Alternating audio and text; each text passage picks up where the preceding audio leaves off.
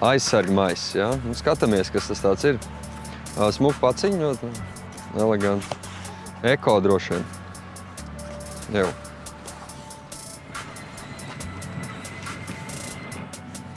Prīmā ir nosakts, arī labi. Var noņemt, ļoti labs. Un tas ir tā kā, mīkstais vēl ir. Jā, arī vēl. Normāli, pagaidi jāapsēž. Bet tas arī ūdens necaurlaidīgs.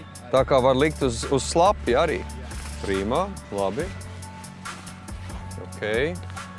Un mainām augstumu vēl, jā? Un labi, ka platums ir platāks, man liekas, nekā tie parastie bodē, ko nopirkt. Citādi uzvalkiem citreiz pa īsi.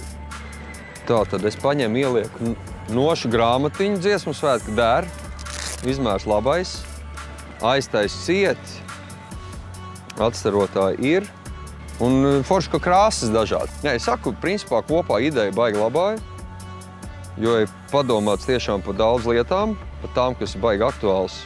Tieši arī, koristiem.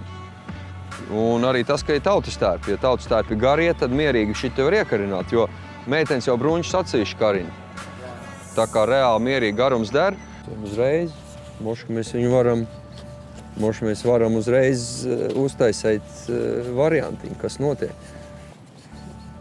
Pēc garuma ideāli der, jautājums, vai viņš ieies. Man iekšā izskatās, ka ieies.